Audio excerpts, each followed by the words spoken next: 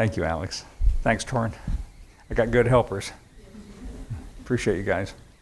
Okay, I'm going to start reading from Paul's first epistle to the Corinthians. Of course, epistle means a letter.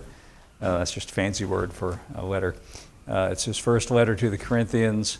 And Corinthians, keep in mind, are people living in Corinth. These are Christians who are Paul's own converts. So he's acquainted with them. And also, not only is he acquainted with them and familiar with them personally, but he's also, he feels a sense of sort of responsibility for them because they are his converts. And so in this letter to the Corinthians, if you read the whole thing, you'll find out that that he's answering a lot of issues that were going on in the church. And the first one of those he begins to bring up in verse 11. He says, chapter 1, I'm sorry, I didn't say that. Chapter 1, verse 11. For it hath been declared unto me of you, my brethren, by them which are of the house of Chloe, that there are contentions among you. Contentions just means disputes or arguments. And verse 12, he becomes a little more specific. He says, now this I say, that every one of you saith, I am of Paul, or I am of Apollos, or I of Cephas, and I of Christ. In other words, they were fighting amongst themselves, saying, well, I follow Paul, and the other one says, well, I follow Peter, and then trying, evidently looking for places where there were divergences between those different ministers. So Paul is addressing that. In verse 13 he says, is Christ divided? Well, of course the answer is no. Was Paul crucified for you? Well, these are rhetorical questions. Of course the answer is no. In other words, you shouldn't say I'm of Paul or I'm of Peter. We're all of Christ, you see. Or were you baptized in the name of Paul? Of course, no. Verse 14, he goes on with that and says, I thank God that I baptized none of you, but Crispus and Gaius, lest any should say that I baptized in my own name. And verse 16 says, and I baptized also the house of Stephanas. It's sort of like he remembered that one and adds that in. Besides that, I know not whether I baptized any other. Verse 17 says, for Christ sent me not to baptize, but to preach the gospel. Just to stop right there for a moment and comment, this presents a problem for people who want to say that baptism is everything, that water baptism solves everything, and that's really your conversion. Paul couldn't have said that if that were the case. And not to demean water baptism, it's important. It's like the Lord's Supper. They're important, but they're symbolic. They symbolize something about Christ. In fact, baptism symbolizes our identification with Him in His death and resurrection, just as the Lord's Supper symbolizes our identification with His death as well. So he's saying, Christ didn't send me to baptize, but to preach the gospel. And he said, in other words, that's the important thing, the message of the gospel. And then he adds, not with the wisdom of words, not with fancy words, in other words, not depending upon the proficiency of my preaching, in other words, the wisdom of words, lest the cross of Christ should be made of none effect. In other words, just the basic message about what Jesus did in dying for us. He's already alluded to that earlier. Christ dying for us in our place, which is the core central message of the gospel. He says, lest the cross of Christ should be made of none effect.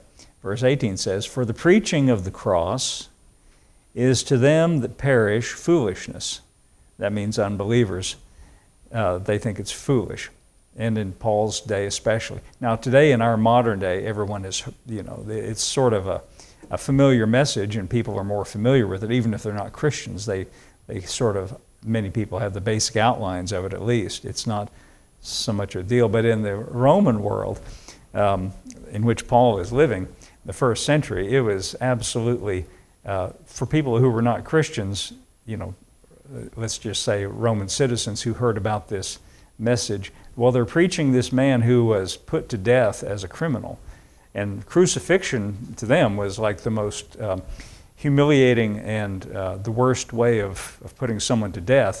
And for an uninitiated person, it was foolishness to think, how can you be following a man who died the death of a terrible criminal? And for those who didn't understand, Paul says, yes, it's foolishness for those who are non-Christians. But he says, unto us which are saved, it is the power of God.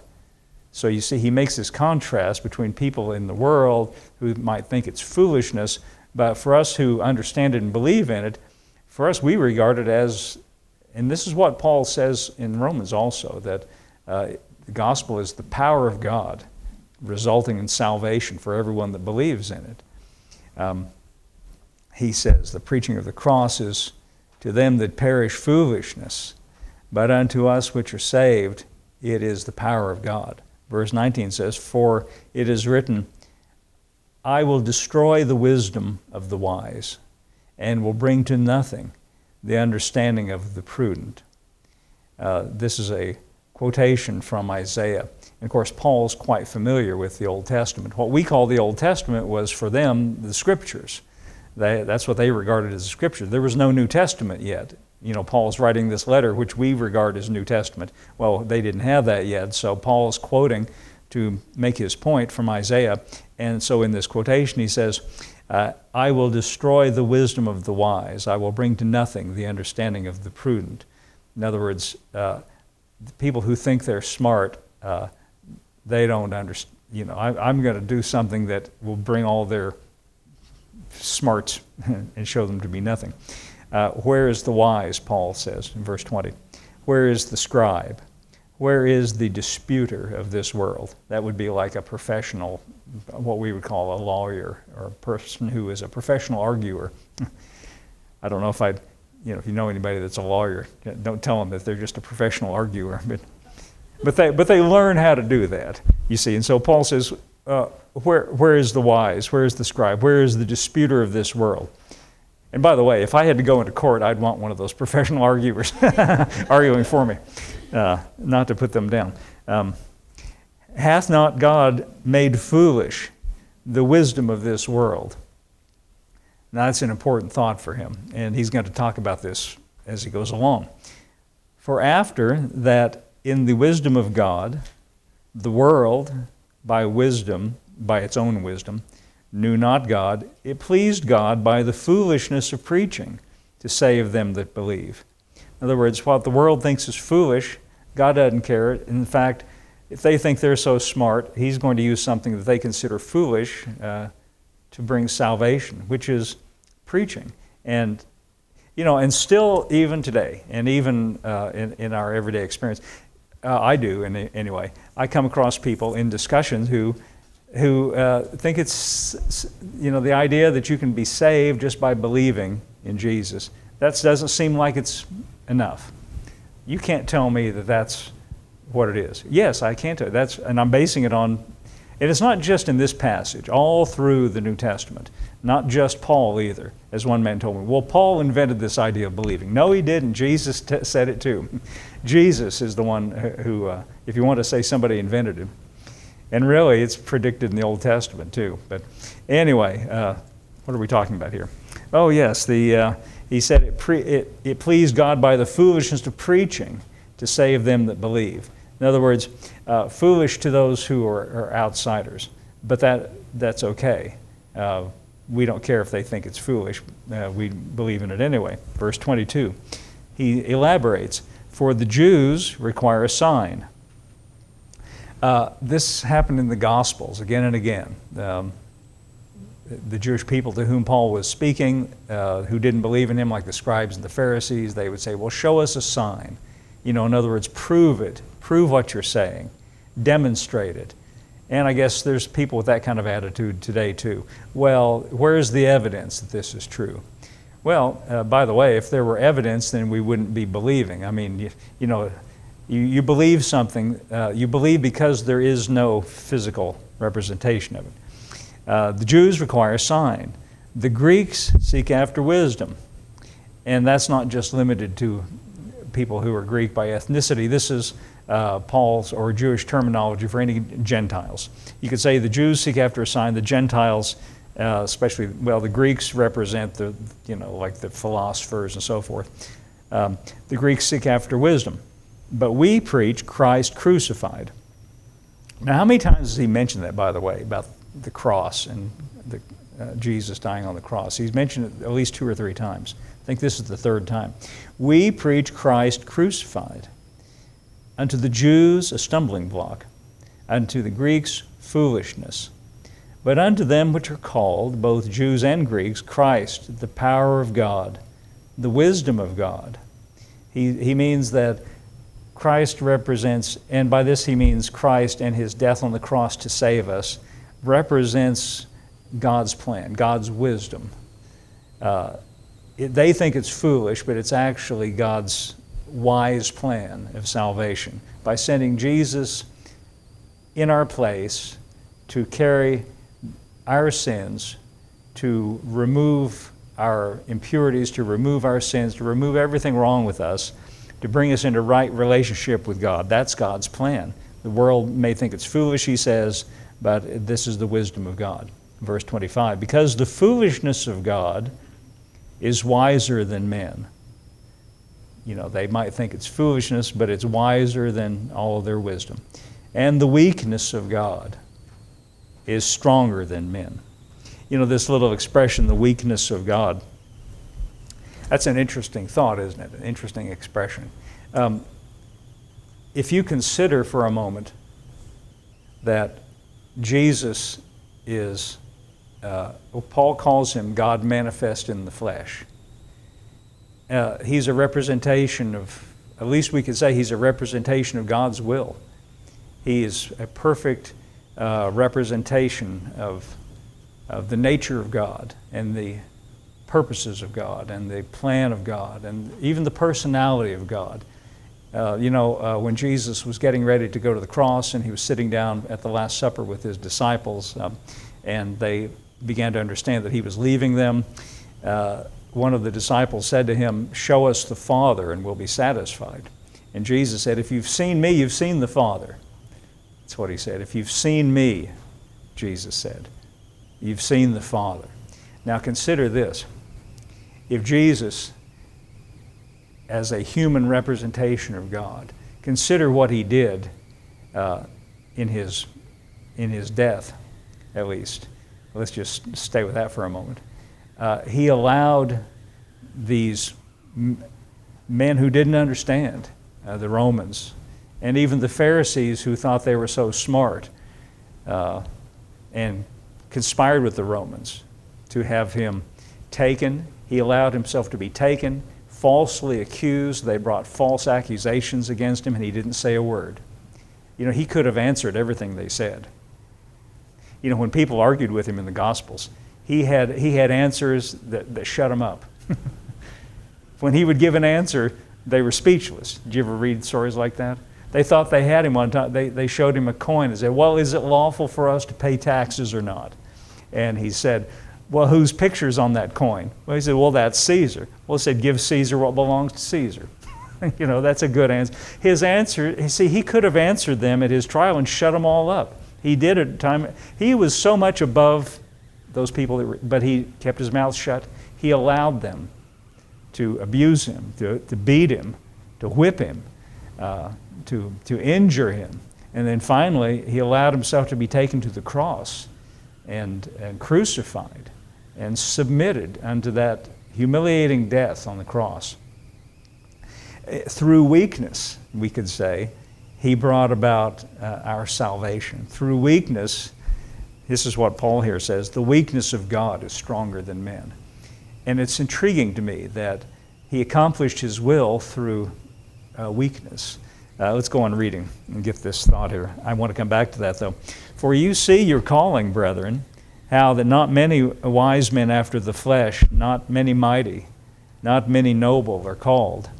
But God hath chosen the foolish things of the world to confound the wise. Now he's not just talking about the attitude of the world towards the message of the gospel. Now he's talking about us as Christians. He says, God hath chosen the foolish things of this world to confound the wise. You see, he's saying we're just humble people. We're just ordinary people here. We're not like, it's not like God summoned, the United Nations and all the leaders of the world. He's just ordinary people is who he's gathered together. He's chosen the foolish things of the world to confound the wise, and God hath chosen the weak things of the world. And now he means you and me. So if you ever feel like you're personally weak in any regard, well, don't feel bad. That's just what God's looking for. Weak things of the world to confound the things which are mighty. The base things of the world, and the things which are despised hath God chosen. Yea, and things which are not, to bring to naught things that are, that no flesh should glory in his presence. In other words, no human person is able to boast and say, look at me, look how great I am.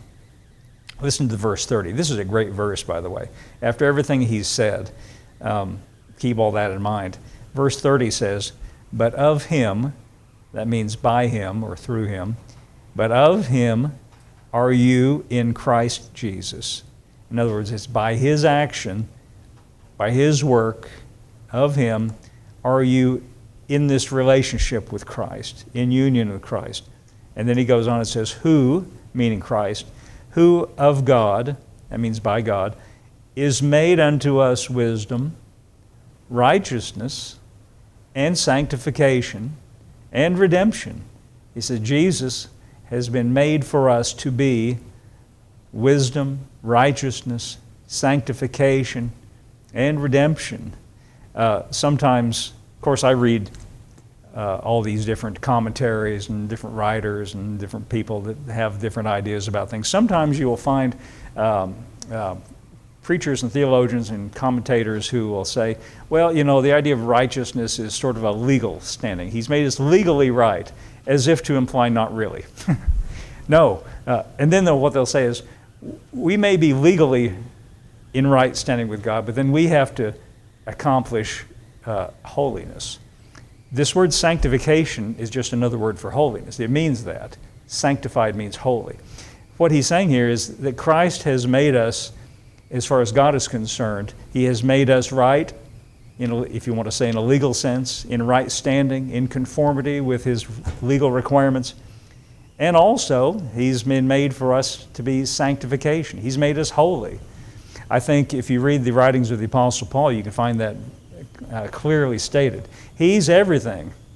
I was listening just this last week to, I used to listen to Christian radio a long time ago. And now the thing is you listen to podcasts. So I've got an MP3 player. I listen to, I don't know if you know what podcasts are, but it's called that because you listen on an iPod, which is a device that Apple makes. And anyway, it's just things on the internet that you can download and hear messages. And I found a place that I can download messages about, they're sort of theological discussions by theologians who've written books about different topics in the Bible. And I find those interesting to listen to them. And I found a commentary on Galatians, a recently written one.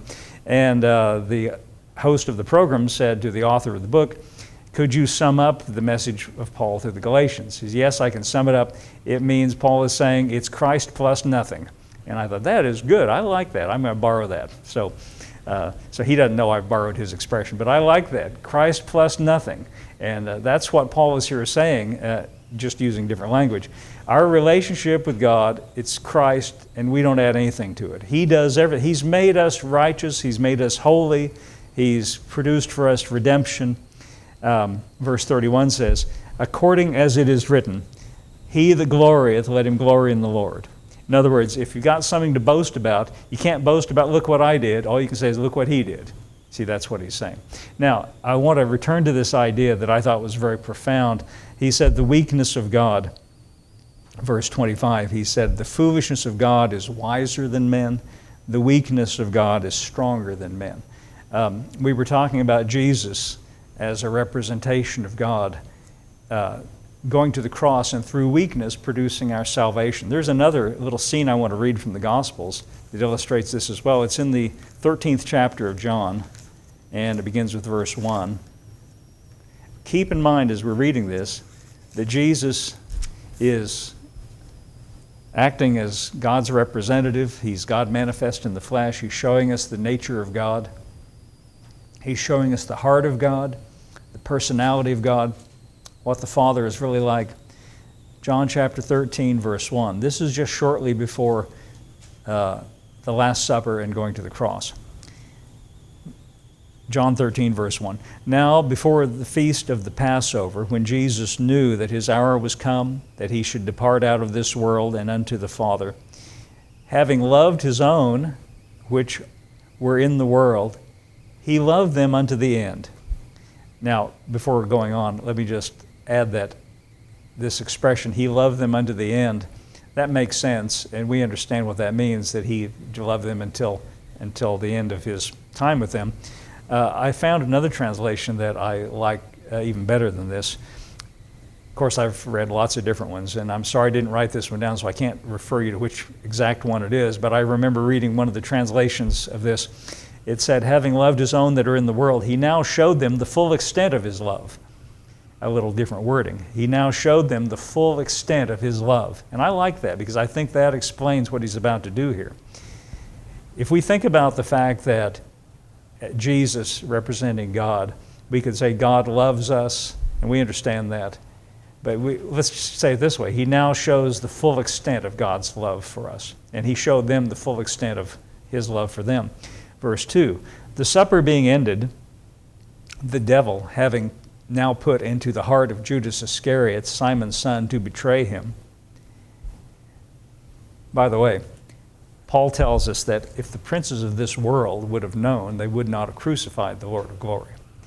And I've always thought that he means by that the princes of this world, like the devil, for instance, and demons.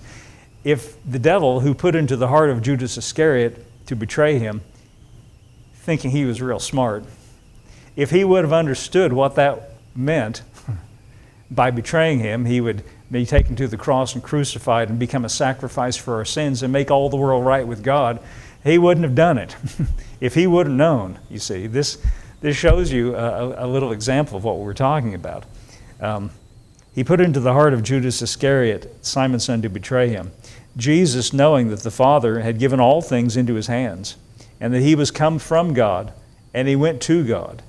Now that's a pretty exalted position. This is just another way of saying that Jesus started with God, he came from God, he's returning to God. He's, as far as any difference between Jesus and God, it's so, fine that it's impossible to draw that distinction. As far as we're concerned, Jesus, as Paul said, is God manifest in the flesh. Knowing all this, it said, you see, knowing who he is, knowing what his status is, he riseth from supper, in verse 4, laid aside his garments. That means his outer garments. It's just like, if we were getting ready to do some kind of heavy work, a man might take off his, dress shirt and wear his T-shirt. That's kind of what it was. He had his undergarments on, but he took off his outer garments. And by the way, you wouldn't ordinarily do this. The servants would do this when they're getting ready to do some kind of work. So he set aside his garments. This is like a servant would do. And he took a towel and he girded himself. He got this towel and he poured water in a basin, verse 5, and he began to wash the disciples' feet and to wipe them with the towel wherewith he was girded. This is servant activity. And by the way, we've mentioned before why they did that. In the first century, the sewers, they didn't have indoor plumbing. The sewers ran down the middle of the street. And if you went walking somewhere to go to somebody's house, no telling what you might be stepping in. There's all kind of undesirable things you might have to walk through. And so when you came to someone's house, the servant, if you had a servant, would get water and wash their feet. And Jesus is now doing the task of a servant, and not something that's all pretty and nice. This is grimy work, not what you would expect from the leader of this group here. Jesus, I mean. So he began to wash their feet. Verse 6, we can tell that Simon Peter found this somewhat inappropriate and embarrassing. He cometh to Simon Peter, and Peter said unto him, Lord, dost thou wash my feet? In other words, do you think you're going to wash my feet? He's astonished. Jesus answered and said, What I do now, what I do thou knowest not now, but thou shalt know hereafter. In other words, you may not understand what I'm doing, but later you'll get the picture. Peter said unto him, thou shalt never wash my feet. Jesus just said, you don't understand. But he, not understanding, he said, no way, I'm not going to let you wash my feet. Jesus said, if I wash thee not, thou hast no part with me. Well, let's go and read. Simon Peter said unto him, Lord, not my feet only, but also my hands and my head. Not understanding anything about this. Verse 10, Jesus saith unto him, he that is washed needeth not to save to wash his feet. In other words, if you're clean already, you just need your feet washed. But is clean every whit. In other words, every part. And you are clean, but not all. For he knew who should betray him. Therefore he said, you're not all clean. By the way, Judas is still here. Did you know this? He's going around washing the disciples' feet. Judas is still present. I've read this carefully, trying to find where Judas left and he didn't wash his feet. No, he doesn't leave till later. Jesus, knowing all about it, knowing who he was, knowing who was going to betray him, he washed the feet of the one who was about to betray him. Now think about that. That is, see, when in the early part of this chapter he said he now showed them the full extent of his love. And by the way, it wasn't just Judas that betrayed him. This is Peter. Do you know what happens a little later? Do you know the story? I think we know, but let me remind you. When the Roman soldiers came and took him away, Peter followed at a distance. And while he was outside watching Jesus being interrogated and beaten and treated roughly, one of the servants said, hey, you're one of his group. And he said, no, not me. He denied him. Jesus told him, he said, you're going to deny me 3 times. He denied him 3 times. One of the Gospels says with an oath. It means swearing, pretty strong. It wasn't just Judas that betrayed him. It was Peter as well. Jesus here is washing his feet. And by the way, he says to Peter, you're clean. And he's, what he did was serious. To publicly deny Christ with swearing, that's a pretty serious transgression, I would say. I was going to say this, but let me just read something to you. He said to Peter, you don't know what I'm doing now, but you'll know later. I want to show you something in Ephesians chapter 5 just for a second. This is Paul now writing to the church in Ephesus, and this is Ephesians 5. I'm going to start with verse 25. In the end of Paul's epistles, what he generally does is he gives practical advice. In other words, if you believe the gospel, here's how to apply it to your relationships in everyday life. He talks about parents and children, children and parents, wives and husbands, husbands and wives, and he's giving advice, and here he's talking to husbands, but you can see that though he begins to talk to husbands about how they treat their wives, he is so absorbed with the message of the gospel that he veers back into talking about Christ and the gospel. Verse 25, husbands, love your wives. That's good advice there. Even as Christ loved the church. Now he's using a comparison, but everything he says after this now is talking about Christ. Husbands, love your wives, even as Christ loved the church. That's not the building, but the people. And gave himself for it. Not the building, but the people. You and me, in other words. And Peter, back there in that story. That he, Jesus, that he might sanctify. Sanctify is a word that if you look it up, and I'm not just paraphrasing, telling you my meaning. If you look it up in Strong's Concordance, you find out that it means it's the same word translated to holy. It's just a different version of that word. Sanctify means to make holy. That we're talking about Christians, the church in other words, that he might sanctify and cleanse it. That he might sanctify and cleanse it by the washing of water, by the word. By the washing of water, by the word. In other words, the message of the gospel has the effect of washing. Now, Jesus was physically washing their feet.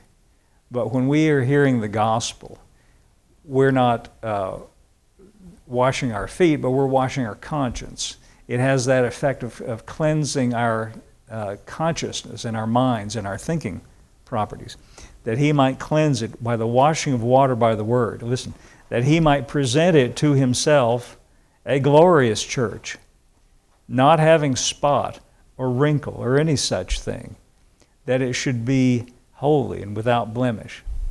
Now, I just read to you 3 verses, and I want you to notice, I'm calling you to record here.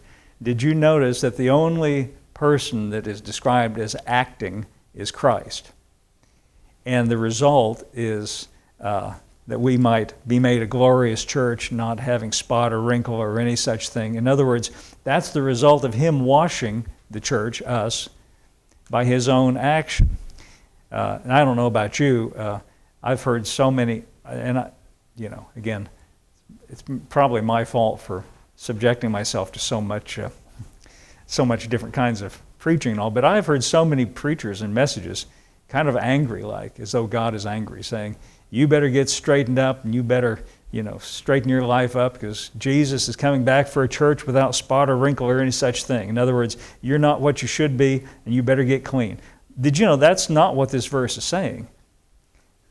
Did you notice it's not what this verse is saying? Paul didn't say you better get clean. Paul said Jesus loved you and he made you clean. Did I read that right? Now, if you don't agree with me, I'm going to go back and read it again. No, it said Jesus made us clean.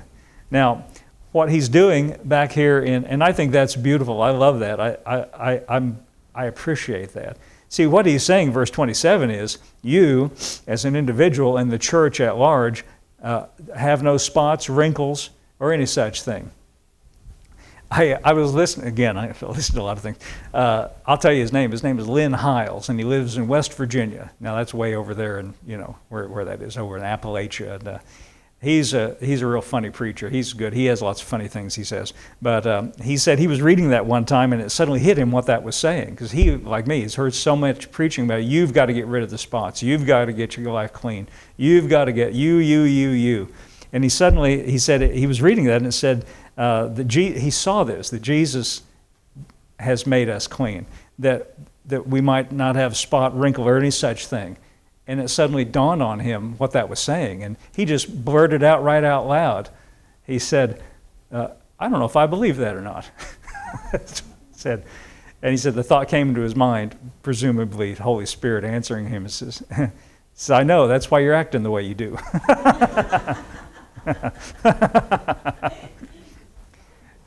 Well, that's a profound thought. We're supposed to believe this. We're supposed to see ourselves that way. Clean, without spot, wrinkle, or any such thing. Not by our action, but by his action. Do you remember what Paul said to the Corinthians? So that no flesh would boast in his presence. So that we wouldn't boast. Say, look at me, how I got clean. All we say, look at Jesus, how he got us all clean. Now back here in John's Gospel, he says, where was I here? John chapter 13, verse 11.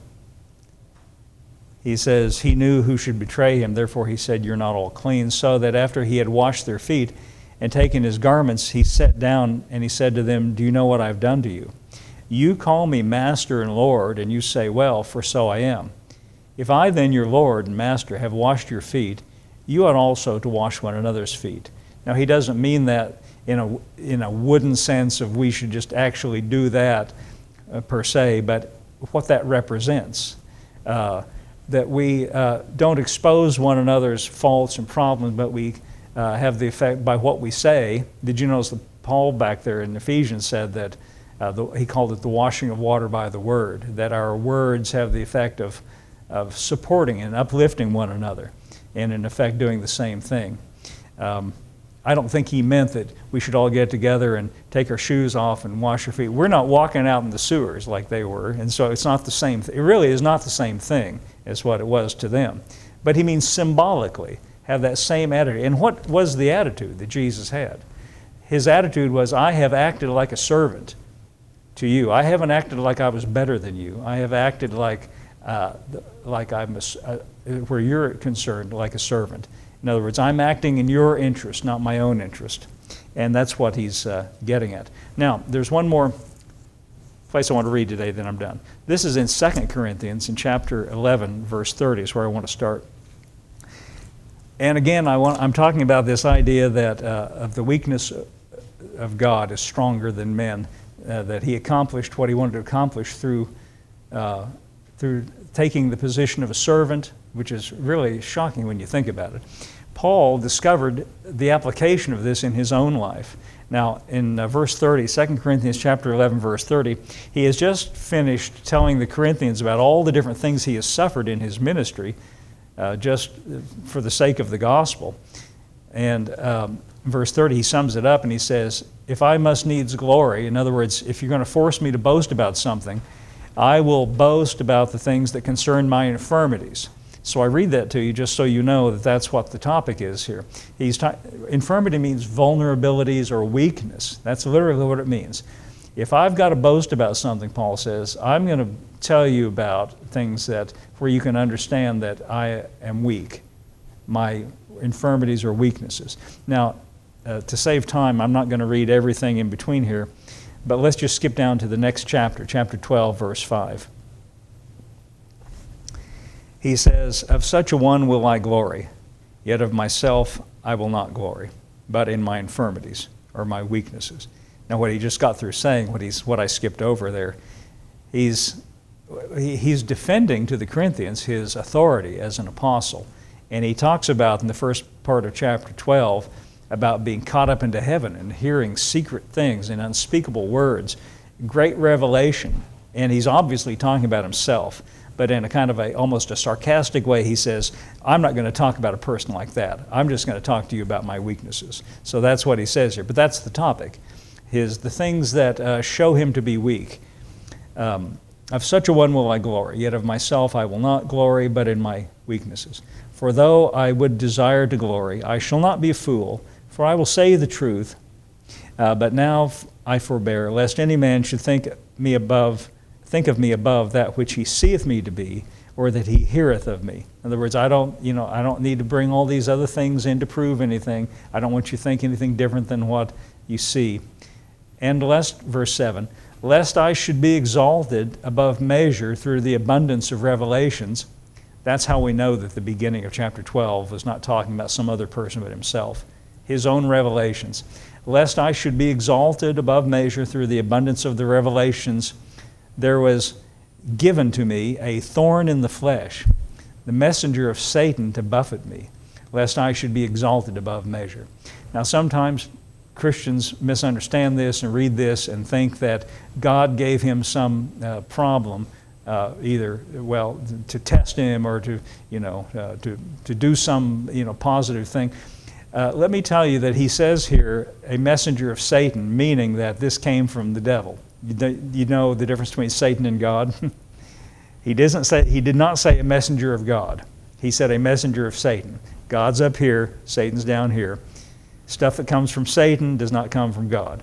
They're not working together. Satan is a rebel. He's against God. Paul here, now let me just paraphrase it.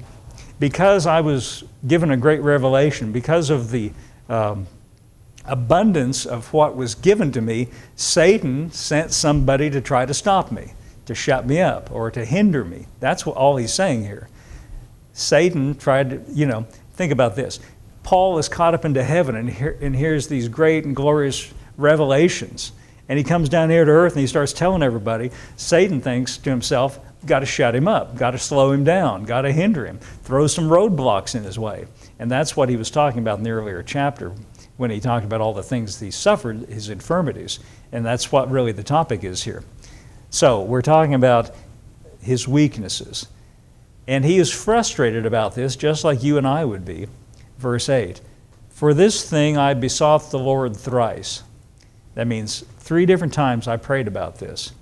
Now he evidently realized that all the things that were happening to him were not normal. If you read the book of Acts, you'll see that he would go to a place, open his mouth to preach, and a riot would break out. Now that's not normal. Listen, I could go down here to the square and get up on that bandstand and start preaching, and maybe you'd all be sitting there. I guarantee you no riot's going to break out.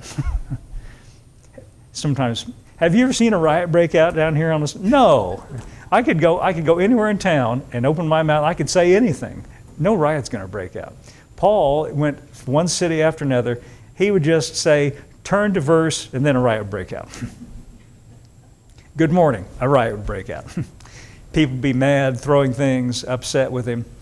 He's arrested, he's thrown in jail, he's shipwrecked. And, you know, after you've been shipwrecked 3 times, he tells you that in chapter 11. You know, most of us, I don't know, have you ever been shipwrecked? No. Most of us, if we got shipwrecked once, that would be a topic of discussion. That would be a big deal. After you've been shipwrecked 3 times, you start to think maybe something's going on here. Maybe this is not normal. So he recognized this is an attack of Satan, a messenger of Satan to buffet me. That means to hinder me, to shake me around. So he said he did what we would do. He prayed about it. 3 times, he says, I besought the Lord thrice that it might depart from me. In other words, Lord, get this off my back. Do something about this. Now listen, this is remarkable. Verse 9, and he said to me, that is the Lord, he said to me, my grace, grace means his favor, his unmerited favor. My grace is sufficient for you. My strength is made perfect in weakness. Now, you see, the Lord can say that because he knew something about it. Not just because he's the Lord, but he demonstrated that himself in his death on the cross and so forth. So he's saying now to Paul, he's saying, listen, it's enough for you that you have my favor. My grace, my unmerited favor, my love for you is enough. My grace is sufficient. It's enough for you. For my strength is made perfect, and I'm going to add a word here, in your weakness. My strength is made perfect in your weakness. So when he got that message from the Lord, he said, most gladly, therefore, will I rather glory in my infirmities, my weakness, that the power of Christ may rest upon me. In other words, I'll just admit right up front that I haven't got the capacity or the power. I'm weak, and I need the power of Christ to rest upon me. That's what he's saying. Verse 10, therefore I take pleasure in infirmities. Now, see, he's totally got a different attitude now. I take pleasure. I don't think he means literally that he says, please bring me more infirmities. But he's saying, I'm not upset about it, is what he means. I take pleasure in infirmities, in reproaches, in necessities, persecutions, distress, for Christ's sake. Listen, for when I am weak, then I am strong. You see, he learned that God's strength is perfected through our, can I say, inability or our weakness. You see, sometimes in life we feel like we don't know what to do. We feel insufficient. We feel like we're not strong enough to face whatever we've got to face. But you know what? That's okay. Because when we're weak, then we can depend upon his strength. That's what he's saying. He's saying, I'm not going to get upset about situations I might find myself in that expose my weakness. Instead, I'm going to consider that when I'm weak, I can depend upon the power of Christ, and it rests upon me. And that's a good lesson, I think, for all of us to draw from this as well. He told Paul, my grace is enough for you. And I think that's a good message for us too. His grace is sufficient for us. You know, Paul, writing about it in Romans, said, if God be for us, who can be against us? He talked about all the things he suffered there too. He said, I'm persuaded that neither height nor depth nor any other thing will separate me from the love of Christ. And so we can be confident of that same thing. Okay, let's all stand up.